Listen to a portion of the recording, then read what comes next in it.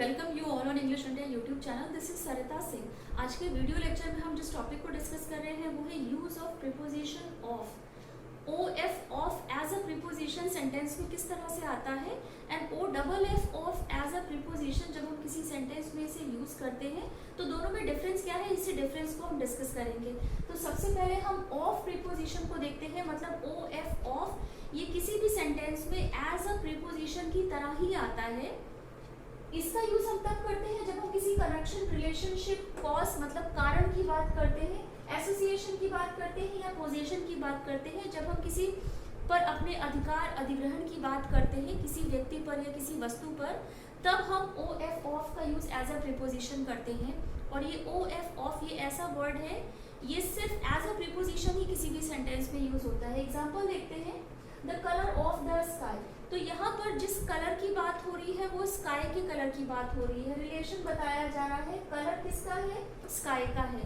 Of preposition का use यहाँ पर हुआ है रिलेशन बताने के लिए कि जिस कलर की बात हो रही है वो स्काई के कलर की बात हो रही है। ऑफ की बात में द स्काई प्रीपोजिशन के लिए ऑब्जेक्ट का काम करा है। प्रीपोजिशन हमेशा ही अपने साथ में ऑब्जेक्ट लेता है, ऑब्जेक्ट हमेशा नाउन या प्रोनाउन होते हैं। सेकेंड एग्जाम्पल है she is a friend of mine. यहाँ पर पोजेशन की बात हो रही है जब हम अधिकार के रूप में बता रहे हैं कि हाँ वो मेरी फ्रेंड है। माइन यहाँ पर प्रोनाउन है, प्रीपोजिशन ऑफ के लिए ऑब्जेक्ट का काम करा है, इसीलिए हमने ये आइडेंटिफाई करा है कि यहाँ पर ऑफ एज अ प्रीपोजिशन की तरह आया है, क्योंकि प्रीपोजिशन हमेशा अपने साथ में एक ऑब्जेक्ट लेता है। नेक्स्ट एग्जाम्पल है ही डाइड ऑफ कैंसर। तो जब हम कारण बताते हैं, जब हम कॉज बताते हैं तो ऑफ का यूज होता है। ऑफ यहाँ पर एज अ प्रीपोजिशन आया है, उसकी डेथ का कारण क्या था, कैंसर था। तो जब कॉज बताया है प्रीपोजिशन ऑफ का यूज हुआ है, OF ऑफ। नेक्स्ट एग्जाम्पल है the lid of the jar. तो यहाँ पे एक तरह से एसोसिएशन की या रिलेशन की ही बात हो रही है। जिस लिड की बात हो रही है वो जार का ही है। तो the lid of the jar, यहाँ पर भी एक तरह का रिलेशनशिप बताया जा रहा है लिड और जार में। तो यहाँ पर ऑफ एज अ प्रीपोजिशन की तरह आया है, उसने एक रिलेशन बताया है। ऑफ प्रीपोजिशन का यूज हमने कारण बताने के लिए करा है, किसी पर पोजेशन जब हम बताते हैं वहां पर हम करते हैं, रिलेशनशिप बताते हैं, कनेक्शन बताते हैं, प्रीपोजिशन OF ऑफ का यूज होता है।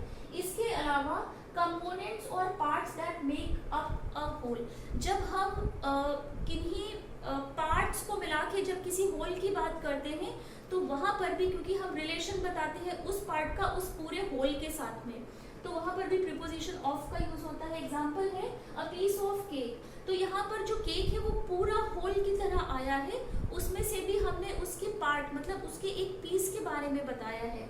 तो अ पीस ऑफ केक, जब हम पूरे होल में से, केक यहाँ पर पूरा एक होल है, उस होल के जब हम पार्ट की बात करते हैं तो प्रीपोजिशन ऑफ का यूज होता है। नेक्स्ट एग्जाम्पल है I am a member of the team. तो यहाँ पर जाहिर सी बात है कि जो टीम है ये बहुत से लोगों का ग्रुप है।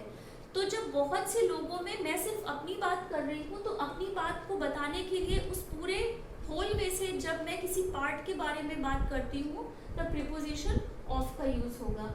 नेक्स्ट है जब हम किसी ओरिजिन, मटेरियल या कंपोजिशन की बात करते हैं तब वहां पर प्रीपोजिशन ऑफ का यूज होता है। एग्जाम्पल है it is a dress of silk. तो यहाँ पर जो सिल्क है वो एक मटेरियल है। मटेरियल की जब हम बात कर रहे हैं कि जो ड्रेस है ये किसकी है, सिल्क की है।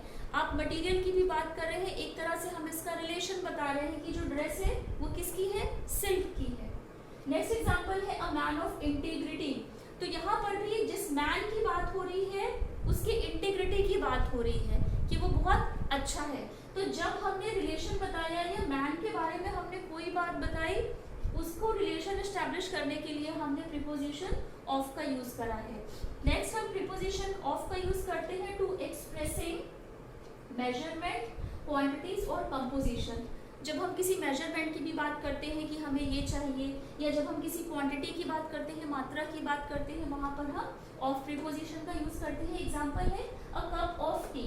तो यहाँ पर जो टी है उसके हम एक कप की ही बात कर रहे हैं, उसकी क्वांटिटी की बात कर रहे हैं, प्रीपोजिशन ऑफ का यूज हुआ है। नेक्स्ट एग्जाम्पल है give me a sheet of paper. तो हमने भी यहाँ पर एक क्वांटिटी बताई है या मेजरमेंट बताया है कि मुझे वही शीट दीजिए जो पेपर की बनी हुई है। तो यहाँ पर भी हम एक तरह से रिलेशन को ही बता रहे हैं कि हमें वही चाहिए, शीट चाहिए जो पेपर की बनी हुई है, क्योंकि शीट प्लास्टिक की भी हो सकती है, किसी और चीज की भी हो सकती है। तो यहाँ पर रिलेशन बताया है, क्वांटिटी बताई है, मेजरमेंट जब हम बताते हैं प्रीपोजिशन ऑफ का यूज करते हैं। Where is the box of the matches, तो यहाँ पर भी पूछा गया है, इंटरोगेटिव सेंटेंस है कि जो मैचेस है उसका बॉक्स कहाँ पर है।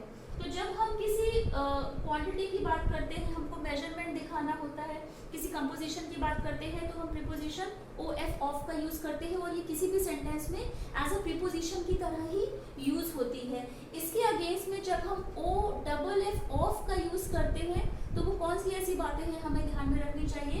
तो सबसे पहला है कि O F double F off का यूज किसी भी सेंटेंस में एज अ प्रीपोजिशन की तरह होता है, एज एन एडवर्ब होता है और एज एन एडजेक्टिव होता है।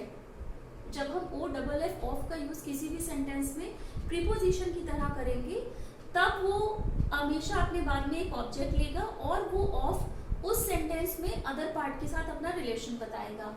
तो यहाँ पर जब हम किसी सेपरेशन की, डिस्कनेक्शन की बात करते हैं या किसी डिपार्चर की बात करते हैं, स्टेट ऑफ इनएक्टिविटी की बात करते हैं, हम O double F off preposition का यूज करते हैं।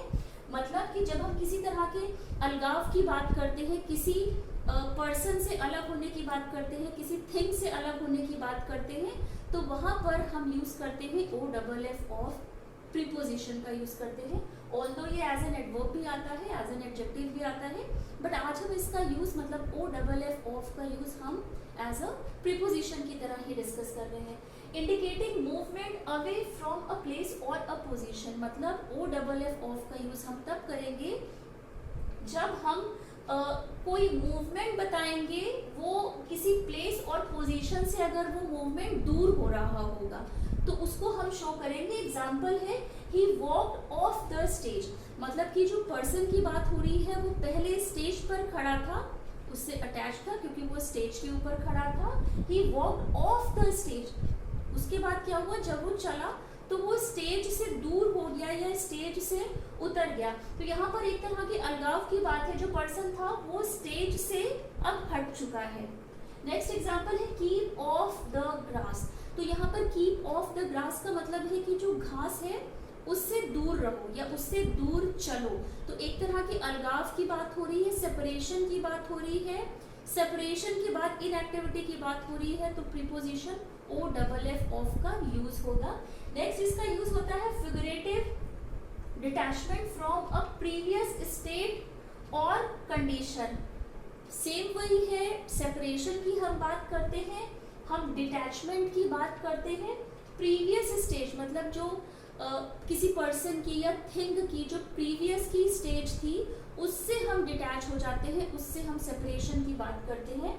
जैसे इसका एग्जांपल हो गया ऑफ द टेबल, मतलब कि कोई अगर हम कोई चीज़ ढूंढ रहे हैं तो हमने कहा अगर वो कोई पर्सन है किसी टेबल पे वो चीज़ ढूंढ रहा है तो हमने उसको ये बताया कि वो चीज़ टेबल पे नहीं है, you can see of the table, मतलब कि वो चीज़ जो आप ढूंढ रहे हो वो आपको टेबल पे नहीं मिलेगी, आप उसको कहीं और ढूंढो। तो ऑफ द टेबल का मतलब ही सेपरेशन, जब हम बता रहे हैं कि वो चीज़ टेबल पर नहीं है उसको आप कहीं और पे ढूंढो। नेक्स्ट एग्जांपल है ही शेव्ड ऑफ हिज बियर्ड, मतलब कि कोई एक्टिविटी हुई है, सेपरेशन की बात हुई है, उन्होंने शेव करा है, तो शेव करने के बाद में सेपरेशन की बात हुई है, क्योंकि शेव कर लिया तो शेव करके उनका फेस जो है वो पहले की जो स्टेट थी, जो पहले की उनकी फेशियल कंडीशन थी, शेव करने के बाद वो फेशियल कंडीशन चेंज हो गई है। तो जब हम प्रीवियस स्टेज या कंडीशन में किसी भी तरह का हमें चेंज बताना होता है, हम प्रीपोजिशन ऑफ का यूज करते हैं। नेक्स्ट हम O double F off as a preposition का यूज करते हैं when we want to denote distance और डेविएशन फ्रॉम अ कोर्स, मतलब जब हम किसी डिस्टेंस या किसी चीज से डेविएशन की बात करते हैं, सेम वही है अलगाव की बात करते हैं, preposition O double F off का यूज होता है। एग्जाम्पल है the island is off the coast, मतलब कि जो आइसलैंड है, जो आइलैंड है वो कोस्ट से दूरी पर है। जब हम इसकी बात करते हैं डेविएशन की और डिस्टेंस की, ऑफ का यूज हुआ है। The ship sank off the Mumbai harbour, तो यहाँ पर भी जो शिप है उसके डूबने की बात हो रही है, वो मुंबई हार्बर पे डूब चुका है। तो उसका जो स्टेट ऑफ कंडीशन था, जो पहले उसका स्टेज था शिप का वो पानी के लेवल पे था, बट अब वो क्या हो चुका है, वो डूब चुका है। तो एक तरह से जब हम अलगाव की बात कर रहे हैं, जो कंडीशन है, पहले उसकी शिप की कंडीशन अलग थी, बाद में जब वो डूब गया तो उसकी कंडीशन अलग हो गई। तो इन सिचुएशन में हम preposition O double F off का यूज करते हैं। तो आज के वीडियो लेक्चर में हमने preposition O F of and O double F off को एज अ प्रीपोजिशन डिस्कस करा है। तो आज की वीडियो लेक्चर में बस इतना ही। आई होप आपको आज का वीडियो लेक्चर पसंद आया होगा।